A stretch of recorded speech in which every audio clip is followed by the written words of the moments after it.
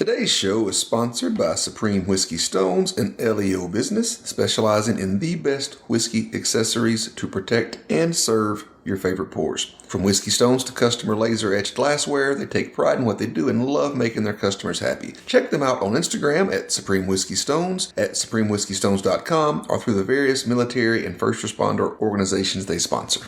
Cheers. So I took my daughter to the zoo yesterday for a little daddy-daughter date, and we've gone to the zoo together, and Nashville has the most amazing zoo. There's a bunch of great animals there. They just got a tiger. It's pretty awesome. This tiger came up, and it was going right up to the glass, and Sophia says to me, "I want to pet it." And I'm like, "No, I don't think you should pet that." But, yeah, I go real good. But we get over to the bears, right? And the bears it was a little bit hot over the weekend, so the bears are up, staying cool, way up at the top, so they're not down on the glass like they are in the early morning. And this was probably midday when we went, and all of a sudden we see one bear kind of go, as you're staring out into the enclosure, it kind of goes to the left, and then the other bear kind of goes out to the left. And I'm like, all right, Sophia, I don't think we're going to see the bears. So we start moving, and we get a good look at them as we're kind of leaving, because they have this other area that's not in the glass, but there's a waterfall that kind of separates. And so we're on the other side of that. We have a great view of the bears. And so we stop there for a minute, and they're over on the left side. And all of a sudden, the male bear gets up, goes behind the female bear, kind of gives her a nice hug. Yeah, well, it was like bow chicka wow wow. Well, considering it was Sunday in the middle of the day, I think the more appropriate would actually be gonna find my baby, gonna hold her tight, gonna grab some afternoon delight. Yeah, Sophia learned a lot more about animals, and everybody got their money's worth over the weekend. Hey, my motto's always been, when it's right, it's right. Sky rockets in flight. Woo! Afternoon delight.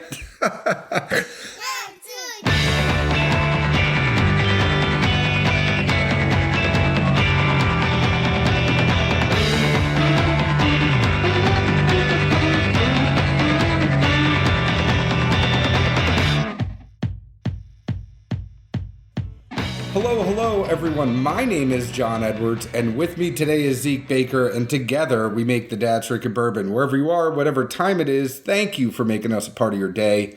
Zeke, say hello to the folks. Hello. Hello. What a weekend.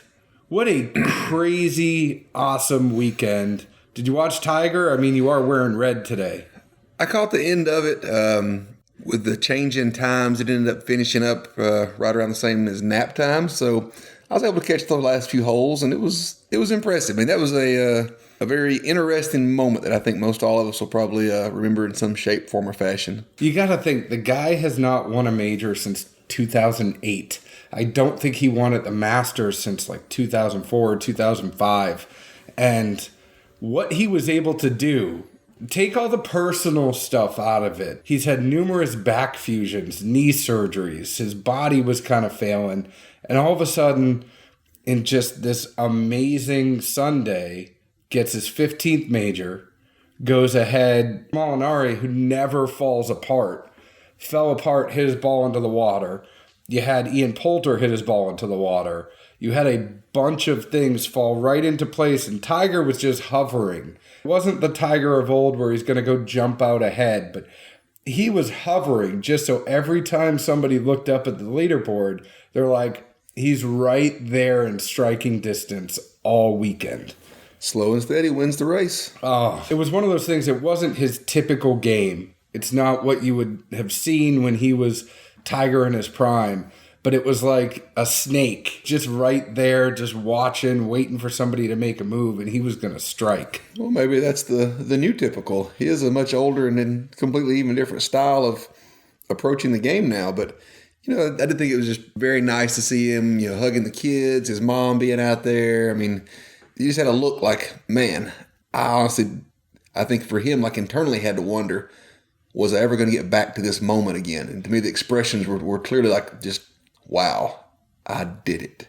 And I think for a lot of us, it gives hope in the sense that Man, we could go 10 years without winning a major, and all of a sudden, we could get ourselves back into shape and go out there and win at Augusta again. John, I don't think the hair's coming back on your head. It's not. It's not. But I kind of feel like he's won at Bethpage Black before. He's won at Pebble Beach before. I don't think he's going to be a factor in the Open. He's never really liked playing over in Ireland. So this is going to be a year where he could get another major. Possibly. I would think if it were me, not knowing how good or bad the body's in, especially after the full weekend of playing, but he's got to be smart enough to pace himself, and if he's starting to get worn down or things start hurt, just pump the brakes and say, I'm taking off this one. I mean, he doesn't have anything to prove to anyone. It's strictly if he wants to play golf or not. Well, I think in some way, shape, or form, he still wants to chase Nicklaus. He still wants to get that 18, at least tie him. You know, he wants to get there. At this point, he's done so much and he's so close. If he has more wins than Jack total. So I think he'd like to get the same major number of wins. I don't know. I think it's shaping up to be an interesting golf year. Plus, hell, the security guard almost took his ass out. Oh, I didn't see that part. Oh, he hit this shot kind of in the woods, and all these people, how they rush out to go slap him 5 or whatever and hit his back and just say good job. This security guard came sprinting over. It was on the second day. The security guard came sprinting over and was trying to get in front of the people and slipped and fell and almost took Tiger out. Twisted his ankle a little bit too.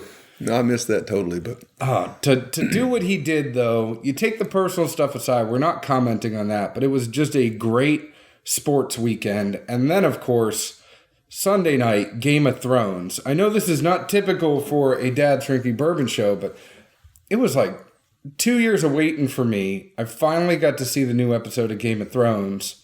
I had to start a little bit late getting Sophia down and going to get the groceries, which is fine. There's nothing wrong with that. But man, I'm going to be a nervous wreck. I'm just letting you know these next couple of months, I'm going to be held to do shows with during the week because I'm just going to be thinking about Game of Thrones on Sundays. Well, maybe you need to message Amy about these kind of things because Zeke's at 37 years of never seen a single minute of Game of Thrones. How can you not watch Game of Thrones? I don't know. Doesn't interest me. It's like the best damn show on television. Doesn't interest me. Do you have any shows you watch? Yeah. What do you watch? Currently watching Billions.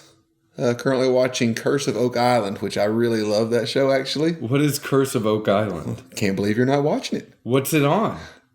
Oak Island? No, what channel? What? I don't know. History, maybe? Travel? Discovery? I have it on DVR, so I really don't have a clue. Okay, well, when you get home, go ahead and let me know what it's on, and I'll check it out. I think that's all I've got going now. Everything else just wrapped up. What were you watching? What all did come to a close? Shameless ended. Whatever that Wall Street was that Showtime ran. I mean, I do watch a lot of Showtime and HBO series. I prefer those as to anything on regular networks. I just never got the itch for GOT. You just watched the nudity. No, none of them have nudity really anymore. Really? I don't think so. Not much. Well, I watch a lot of Netflix. I'm thinking about cutting the cord eventually. So you can just Netflix and chill? Yeah, once Game of Thrones is over, I'm just going to Netflix and chill. I watch a lot of Sophia the First, Rainbow Rangers, Frozen, Boss Baby, a lot of Frozen. That's what's even funnier. Granted, obviously you have a daughter and I have a son, but none of those TVs are on Charleston's radar. Programs are on Charleston's radar. Does he watch Paw Patrol? Nope. What's he watch? PJ Masks, Puppy Dog Pals, Little Einsteins. She got into PJ Masks for one day, and then it never Mainly continued. just watches like construction and airplane YouTube videos. I know. We went out to dinner the other night over the weekend. Sophia was watching Boss Baby, and he was watching airplanes take off. That's it. He'll watch airplanes or construction work. Literally, like there's no plot to it and nothing other than just somebody's filming it with their phone, basically. That's kind of, hey, maybe he's going to be a pilot. He sat there one day and put something on, and it comes on. It says, "Get ready. There's no vocals, no background music, no visuals. This is strictly airplanes taking off, flying, and landing. Turn it up loud." Do you get to hear the airplane? Oh, it's an airplane engine roar. I mean, there's not much variance. You think they added it? He stared at the screen for an hour watching it. I'm like, dude, what is this? Like, are you still watching this, bud? Like, they take off and they land. Differences between sons and daughters. My daughter in Rainbow Rangers, I feel kind of bad because they have this rainbow unicorn. It's like a purple unicorn with a rainbow mane. Its name is Floof. And the only thing it says, it's like the Groot of... So Rainbow Rangers is essentially Paw Patrol, but it's all these rainbow little girls that have different powers. And all Floof goes is floof, floof, floof, floof. That's all the thing says.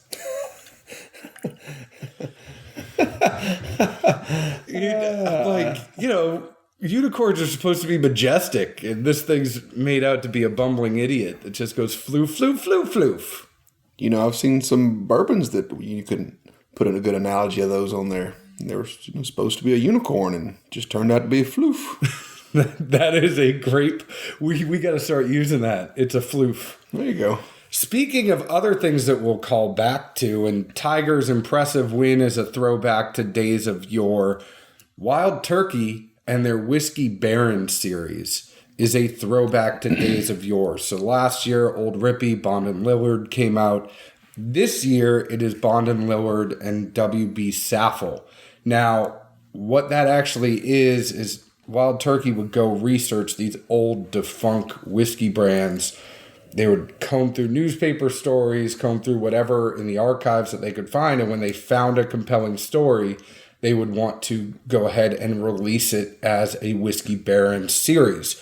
There are currently 4, and they're going through a rotation of them. This year is WB Saffell and Bond and Lillard.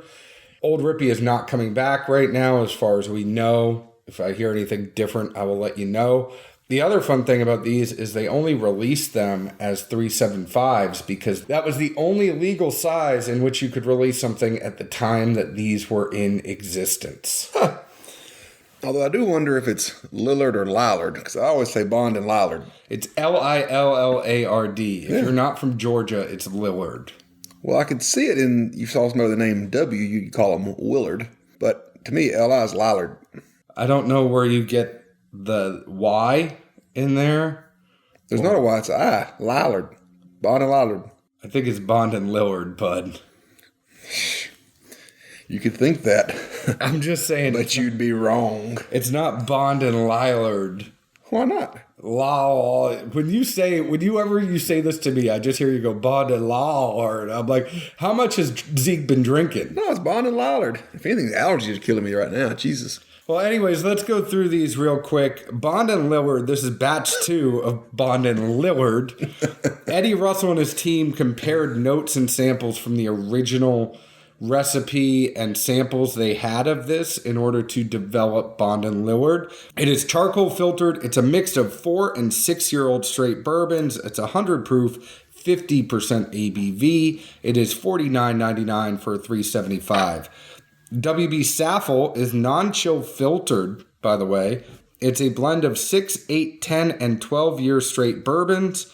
It is 107 proof, 53.5 ABV, and it's $49.99 for 375 milliliters. So there's 4 products in the rotation, as I was saying. Lots of research went into this, the 375. So I covered all the things I wanted to cover before we got into these. But before we really get into our tasting notes, the only thing I do want to mention, we don't talk about color of whiskey too much. It's not something we really focus on.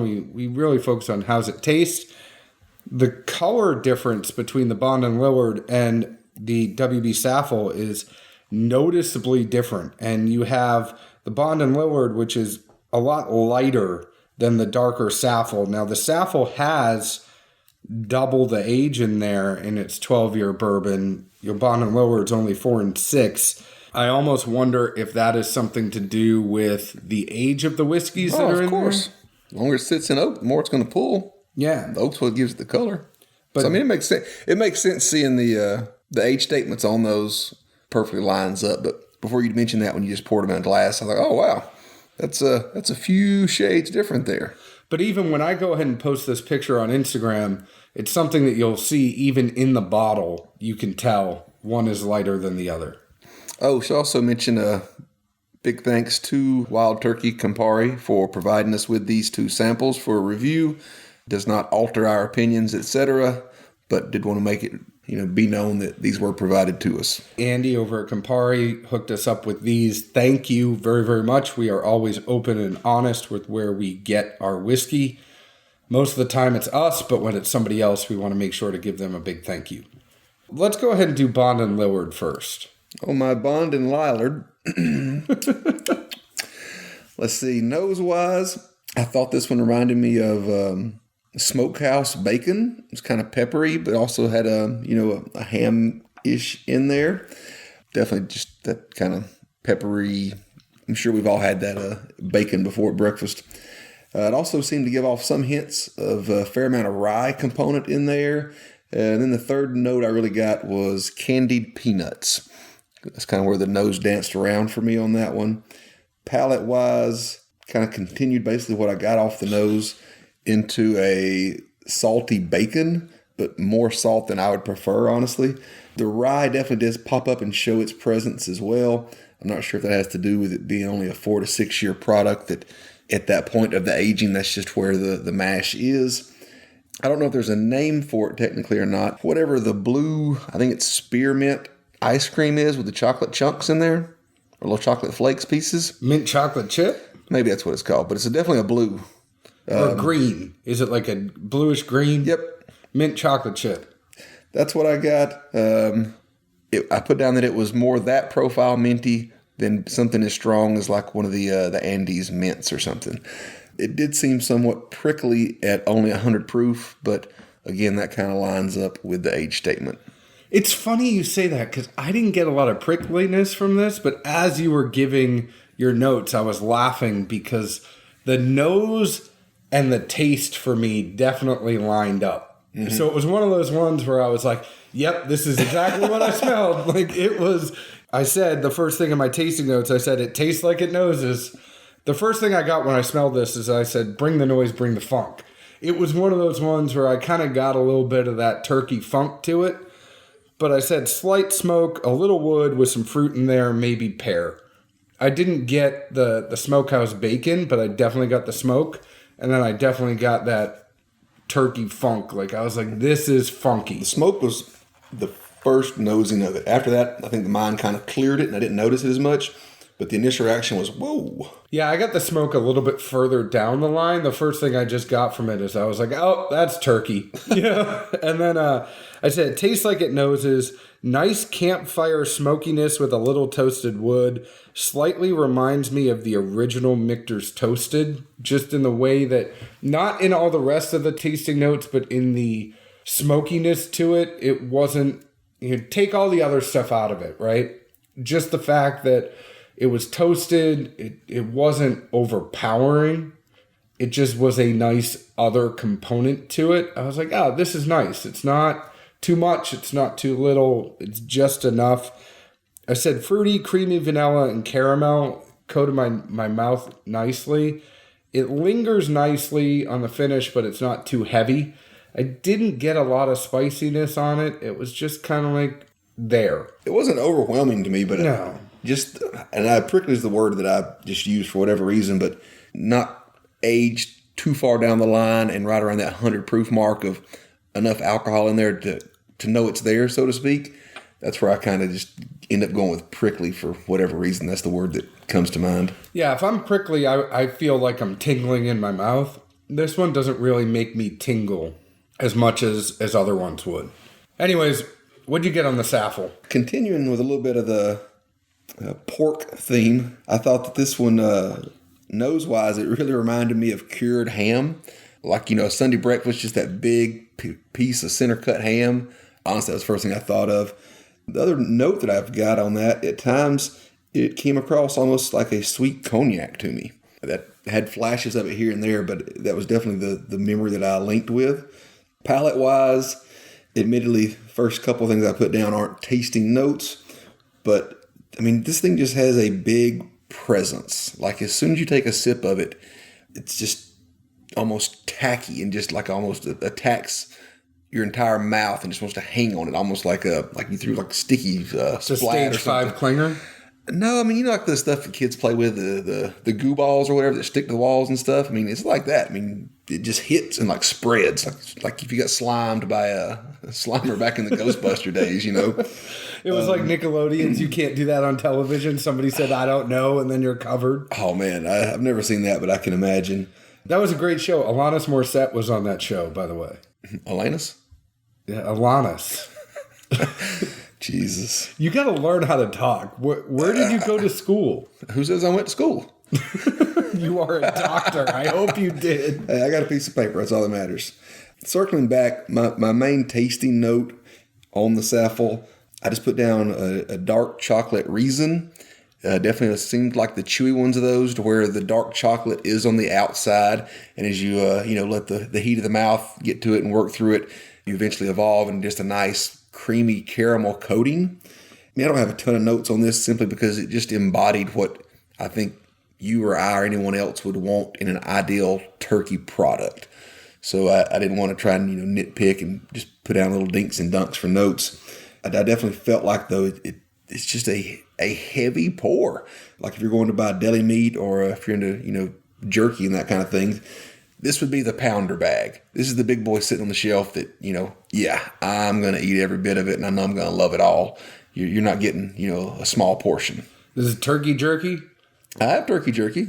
You have turkey jerky? Yeah, Jack Link's makes it. It's a little more healthier, too. Yep, just more salt. Anything else you have to say about this one? That's it, and apologies to anyone for a lack of notes, but that was the main things I got, and all I really wanted to, the points I wanted to get across on it. Well, I said this one on the nose was funky but not too heavy, almost like a dad dancing at a club. He could get down, but he's not going to get down like somebody else would that really knows how to dance. But it was good. Lots of nice fruit notes, but maybe darker than Bond and Lillard. The fruit was a little bit darker. The tasting note for me, we followed suit in a lot of ways on this one. I said, damn, doesn't taste like 107, scary crushable is what I put as my first couple of sentences or thoughts, just stream of consciousness that I was putting down on here. I said caramel, wood, leather, dark fruit, and spice. And then the finish, I said, the spice really lingers nicely in all the ways that you would want something to linger. Oh, it just hangs. I mean, I didn't even want to call it a finish because it basically coated the mouth and still, roof of the mouth, the side, and the gums. Like, you could just feel it being there. I mean, it's impressive product. I cannot say enough good things about this Saffell. I only wish I could get it in a liter. I mean, that's kind of how I feel about it, is I will be going out and getting multiples of the Saffell. I liked it that much. Yeah, and I don't know. I wouldn't use the word crushable on it probably because it is such a viscous and just has such a presence that, yes, at 107 you don't realize the proof and you could drink through it, but it's not a pour you can get down quickly. No. But I'm saying it's one of those ones where I say crushable, it's not like I'm going to sit there and chug it. I'm saying you would sit there one night, you'd have one of them, and you'd have another. If somebody asks you which one of these had a higher proof, you're going to point at the Bond and Lillard. Yeah. All day.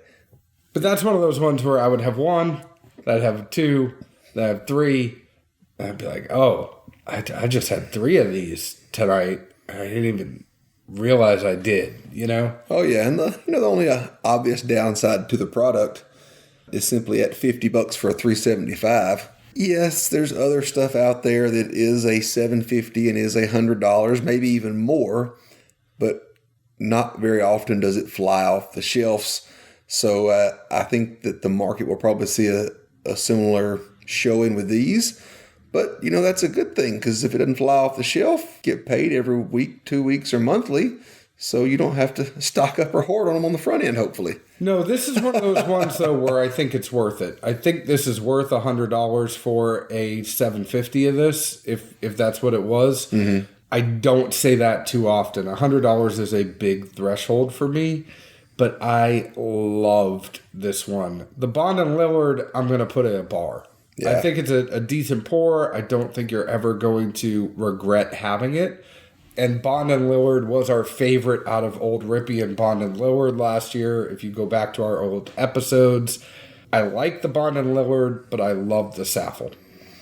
Yeah, I'd very much agree. And I guess inversely, the fact that it is a $3.75 and only $50, anyone that's a fan of turkey, at least they're not spending $100. I don't think anybody's not going to like it, but inevitably there's always folks with different palates and different strokes. But I think any connoisseur, anyone that enjoys a good pour of wild turkey, they at least need to sniff on this one a little bit and see what everyone's talking about.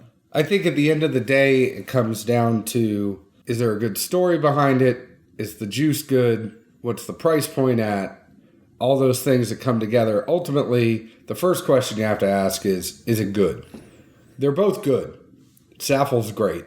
It is. And then it comes down to, okay, how much is it? Am I going to get it at a bar, or am I going to buy a bottle of it? This is one of those ones that I would sacrifice something else to get another bottle of this one.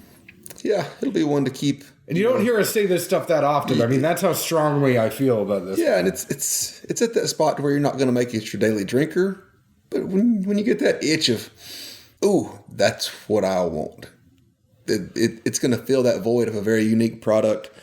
I've seen it posted in a few places now, or repeated, whatever. And I think Rare Bird originally started it with the tasting note of simply saying, "This is Russell's Reserve 2002 without the oak." Mm-hmm. And I would say that's a very fair assessment. Maybe not even say enough considering the availability and price of Russell's Reserve compared to this one. It's one of those ones where I almost think they could have released this one for a full one at $150 and put it under the Turkey brand if it was a Master's Keep or something like that, and nobody would have felt bad about it at all. Yeah. I have to agree with you on that one. The other neat thing that I kind of got to thinking about as the wheel was spinning simply, okay, so it is 107, not 110 like Russell's. So you have to wonder, how much tinkering went on as far as in between the different ages and barrels that went in there. And, I guess possibly or hypothetically, how many Russell's picks at 110 or rare breed small batches at 114-ish, if you dilute them down to 107, would possibly mimic that. Sounds like we should do some experimenting. But the other thing I have to think of, 107 is a pretty big number as far as bourbon is concerned. You got Pappy 15 at 107. You have Weller Antique at 107. Baker's at 107. So we say that one the same way. Yeah. So there's a lot of 107s out there. That has to be a number that is significant for something. Maybe when somebody somewhere back in the day was tinkering around, that was just the desired level. But to me, in a fairly age appropriate product, that is a very nice niche proof of, it's there, not going to burn anybody, and it just does seem to give a fair amount of balance. It is really, really good. And this is one that I've been looking forward to doing for a while because the word on the street, everybody has just told us Saffell is amazing. And a lot of times you get that hype up and we talk about it. We're like, man, this is going to be a letdown. Everybody's talking this one up. But every good thing people have said about Saffell has been 100% correct. Oh, yeah. As soon as we tore the wrapping off of it and I just took a swig straight from the bottle, I just remember looking at you going, oh. Yeah, and then I made you wait. And, yeah. More times than not, especially as more people talk about it and you see the internet buzz, I think you build up things to a level in your own mind of setting yourself up to fail and be letting down. So in that regard, especially to have something that does impress and live up to what you've heard, that's definitely a nice thing to have. Yes. So final verdict, we're a bar on Bond and Lillard and a buy on Saffell. Bond and Lillard, bar, buy, Saffell. All right, gotcha. Before we go, I got to mention the Nashville Cocktail Festival is coming. Zeke and I are going to be covering it. By the time this comes out, it's probably going to be gone, but I do want to mention, I put it in our Facebook group. There are only 2 seats left for the Bourbon Dinner at Husk by Beth Burrows from Beam. It's going to go through the whole Beam family history. I hope you all got tickets to that because it is going to be gone probably by the time this episode comes out on Wednesday. If you are going, let us know. But there are other ticketed events during Nashville Cocktail Festival that are good that you should be going to. Plus, you might see Zeke and I there. I know we'll be there opening night on Tuesday. There's a tiki thing over the weekend that I want to go to. So you've been pumping this tiki thing for a while now. I'm really interested in getting into some tiki drinks. I've heard only good things about tiki drinks. Hey, you frou-frou all you want to frou-frou. If you talk to our buddy Tim Gunderman, now you were at the Whiskey House with Tim. Yeah. He does tiki drinks all the time on his Instagram lives. Tim's always doing good stuff in a live broadcast, but... Are you going with umbrella or without, though? I think I'm going to go without, but a colored straw. That's where I'll go. I can't get past the umbrella for whatever reason. But I'm really interested in tiki drinks because there is a whole tiki community. It's like one of those things where I'm afraid to take the Pandora's box, lift it up, because there is a whole tiki community that is as devoted as the bourbon community to tiki. I can only imagine how hard you've been working to plan an outfit for this. I know. I'm not fat guys and Hawaiian shirts don't mix, so I will probably be in some cowboy boots and jeans, but... Amanda, can I wear this to the tiki bar? No. The answer is no. Long story short, though, there are so many good events that are coming for Nashville Cocktail Festival. Go check it out. You'll see us there. You'll see us with a recorder, talking to some people, having a great time, trying some new drinks. There's a whole thing on yak and rum and just different types of cocktails, history of cocktails. It's going to be a good time. We hope to see you there. There's a couple other big things that we have on our radar. We can't wait to tell you about them. We can't tell you about them yet, but just want to let you know that they're coming down the line. Also want to tell you to go ahead and find us on Facebook at Dad's Drinking Bourbon, Instagram at Dad's Drinking Bourbon, Twitter at Bourbon Dads. Join our Facebook group, answer a couple questions, we'll let you in. Follow us on your favorite podcast app, which I'm assuming you already have since you're listening to this right now.